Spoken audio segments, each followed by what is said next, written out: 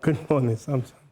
And good morning, Kofi. And our friends on Zoom. And good morning to your cherished viewers. First of all, this morning, arrogant is beginning to look like a good word. Nobody said that. Nobody says that. But, and I like, the way Kofi, described things that are perceived in this country, that someone is arrogant. Now, first of all, on NAPO, as I know him, and he's been a friend. I mean, he's not a friend. I go and visit him more. But we've been friends for the last 12 years, obviously in Parliament.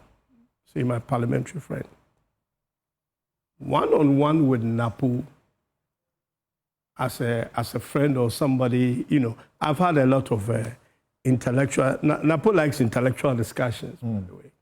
And I think he went somewhere, I think, to my old school for some conference, and that's University of Chicago.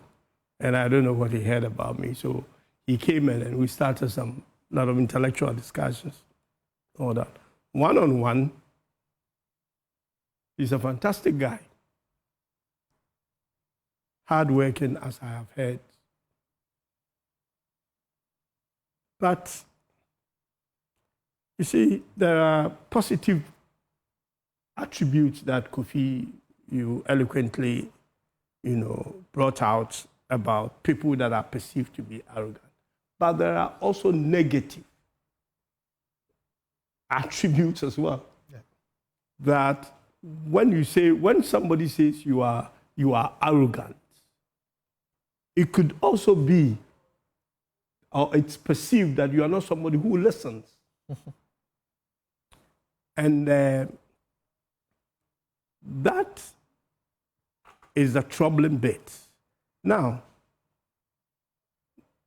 it must be a very difficult, painful choice. I mean, I wasn't there, but when I look at the scheme of things and who NAPO is and all that, must have been a very, very painful choice by Dr. Bawumia to choose NAPO as his running mate.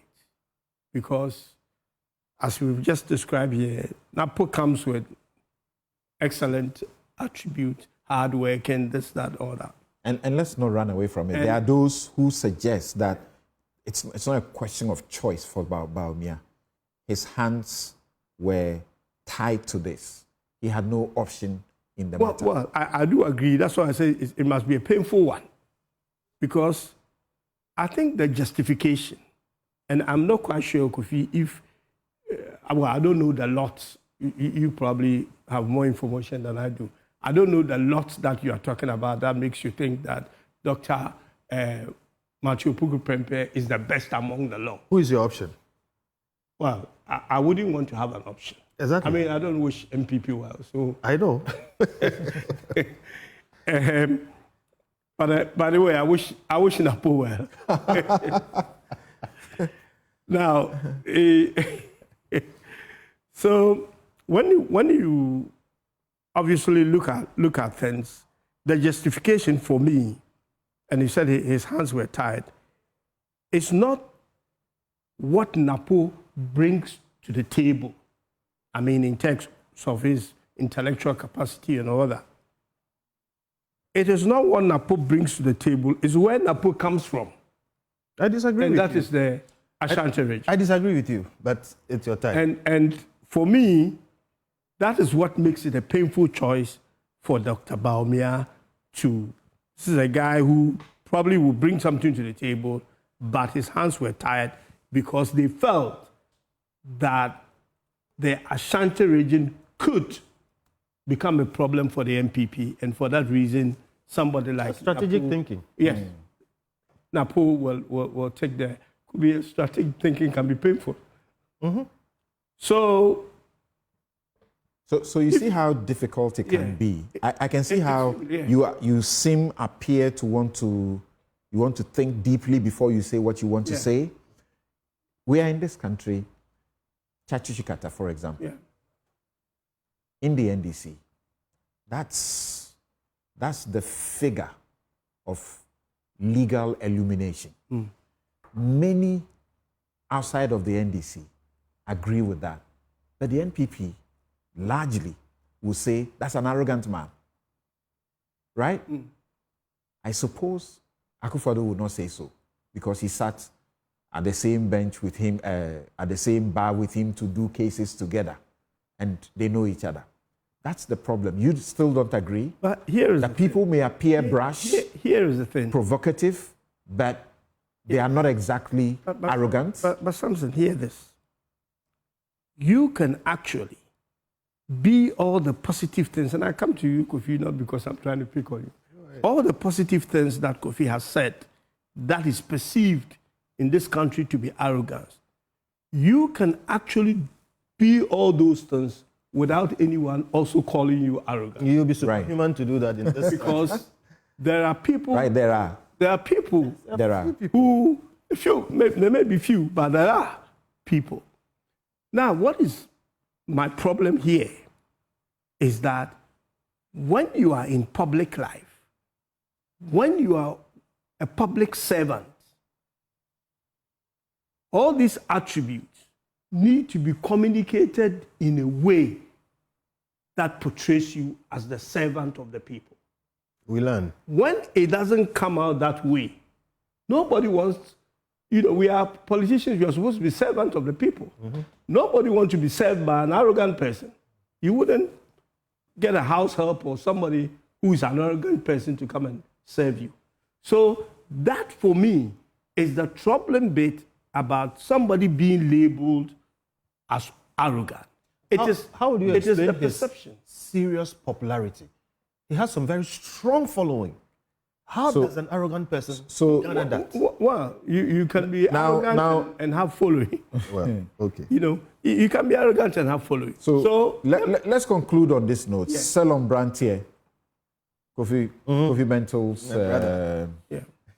colleague in arms, he says, humility is the most sought after trait for Ghanaian leaders. Until they are elected, the humility, has it ever helped us? Exactly. Well, Samson, humility probably hasn't helped us, but arrogance will not be the alternative. Arrogance will simply not be the alternative. So you share the view that he will hurt the NPP's tickets? NAPO.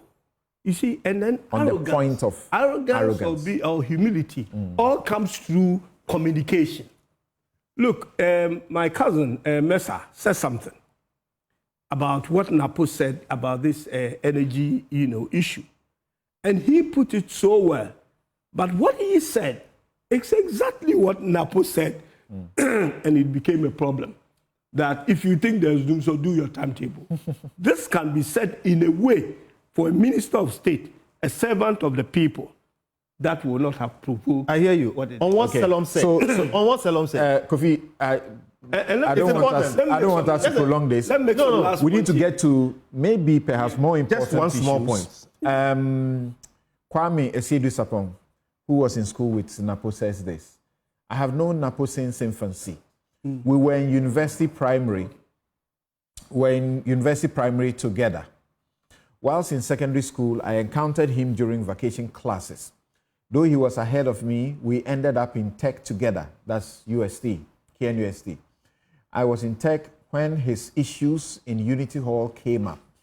Intellectually, he's robust and has been like that from our days in primary school.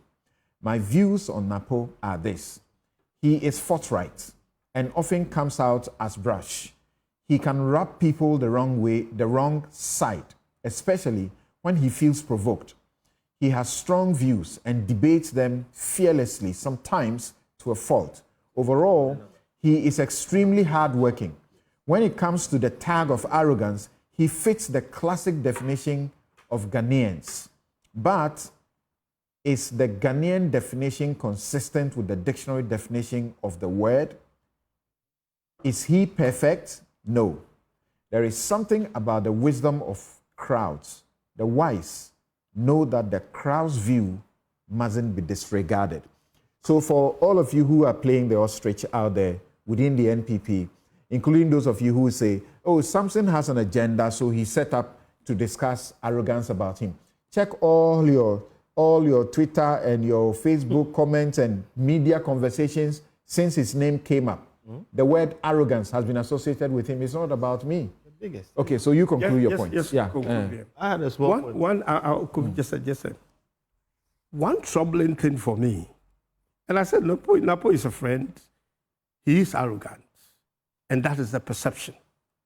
One thing that troubles me is by the time he made that comment on the energy thing that, he must have known that he's going to be the running mate. That's not too long ago. He either knew or he knew that he was being seriously considered. And we're suffering under the erratic power. Yes. Now, people can change their ways when they are looking for something or when they know they are going to get something. NAPO is not that type. He was not troubled whether he was going to be a running mate or not. And that one will not prevent him from... Okay. And my advice to him is that he will need to tone down in terms of communication. All right. My quick All right, just